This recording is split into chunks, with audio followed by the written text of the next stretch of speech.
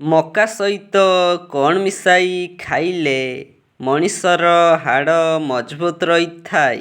Option A କଞ୍ଚା କ୍ଷୀର, ବି ଲେମ୍ବୁ, ସି ଅଦା ରସ, ବି ପିଆଜ ରସ।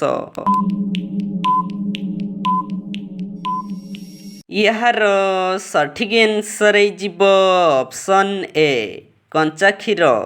ରୁଟି ସାଙ୍ଗରେ କ'ଣ ଖାଇଲେ ସ୍ୱାସ୍ଥ୍ୟ ପାଇଁ ହାନିକାରକ ହୋଇଥାଏ?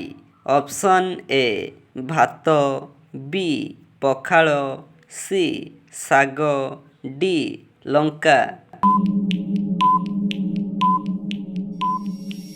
ସଠିକ୍ ଆନ୍ସର୍ ହେଇଯିବ ଅପସନ୍ ଏ ଭାତ। ରୁଟି ସାଙ୍ଗରେ ଭାତ ଖାଇଲେ ସ୍ୱାସ୍ଥ୍ୟ ପାଇଁ ହାନିକାରକ ହୋଇଥାଏ। ପରବର୍ତ୍ତୀ ପ୍ରଶ୍ନ, ଚିତାବାଘର ଜୀବନକାଳ କେତେ ବର୍ଷ? ଅପସନ୍ ଏ 5 ବର୍ଷ, ବି 10 ବର୍ଷ, ସି 20 ବର୍ଷ, ଡି 40 ବର୍ଷ।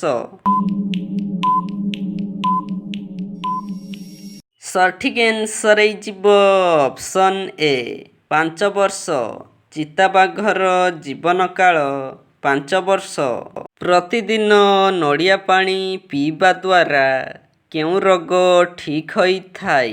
ଅପସନ୍ ଏ ପେଟ ସମସ୍ୟା, ବି ମୁଣ୍ଡବିନ୍ଧା, ସି ହାର୍ଟ ସମସ୍ୟା, ଡି ଚର୍ମ ରୋଗ। ସଠିକ୍ ଆନ୍ସର୍ ହେଇଯିବ ଅପସନ୍ ସି ହାର୍ଟ ସମସ୍ୟା। ପ୍ରତିଦିନ ନଡ଼ିଆ ପାଣି ପିଇବା ଦ୍ୱାରା ହାର୍ଟ ସମସ୍ୟା ରୋଗ ଠିକ୍ ହୋଇଥାଏ। ବାରମ୍ବାର ଥକା ଅନୁଭବ ହେବା କେଉଁ ରୋଗର ଲକ୍ଷଣ ଅଟେ?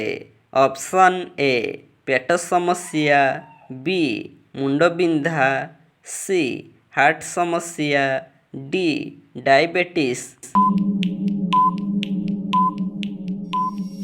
ଏହାର ସଠିକ୍ ଆନ୍ସର୍ ହେଇଯିବ option D diabetes.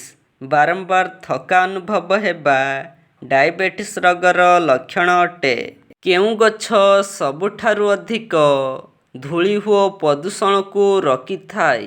Option A ଅଶ୍ୱତ୍ଥ ଗଛ, ବି ତେନ୍ତୁଳି ଗଛ, ସି କଦଳୀ ଗଛ, ଡି ଆମ୍ବ ଗଛ। ସଠିକ୍ ଆନ୍ସର୍ ହେଇଯିବ ଅପସନ୍ ଏ ଅଶ୍ୱତ୍ଥ ଗଛ। ଅଶ୍ୱତ୍ଥ ଗଛ ସବୁଠାରୁ ଅଧିକ ଧୂଳି ଓ ପ୍ରଦୂଷଣକୁ ରୋକିଥାଏ।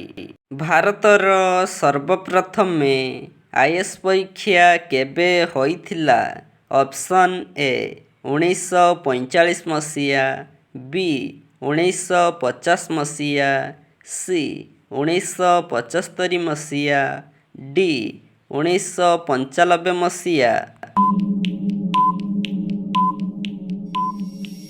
ଏହାର ସଠିକ୍ ଆନ୍ସର୍ ହେଇଯିବ ଅପସନ୍ ବି 1950 ମସିହା।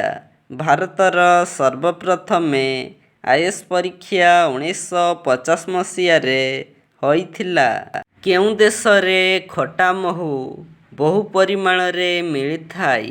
Option A Bharat, B Brazil, C ଚୀନ, ଡି କମ୍ବୋଡ଼ିଆ। ସଠିକ୍ ଆନ୍ସର୍ ହେଇଯିବ ଅପସନ୍ ସି ଚୀନ। ଚୀନ ଦେଶରେ ଖଟା ମହୁ ବହୁ ପରିମାଣରେ ମିଳିଥାଏ। ଗହମ ଉତ୍ପାଦନରେ ଭାରତ ବିଶ୍ୱର କେତେ ନମ୍ବର ସ୍ଥାନରେ ଅଛି? ଅପସନ୍ ଏ ଦ୍ୱିତୀୟ, ବି ତୃତୀୟ, ସି ଚତୁର୍ଥ, ଡି ପଞ୍ଚମ। ଏହାର ସଠିକ୍ ଆନ୍ସର୍ ହେଇଯିବ ଅପସନ୍ ଏ ଦ୍ୱିତୀୟ। ଗହମ ଉତ୍ପାଦନରେ ଭାରତ ବିଶ୍ୱର ଦ୍ୱିତୀୟ ନମ୍ବର ସ୍ଥାନରେ ଅଛି।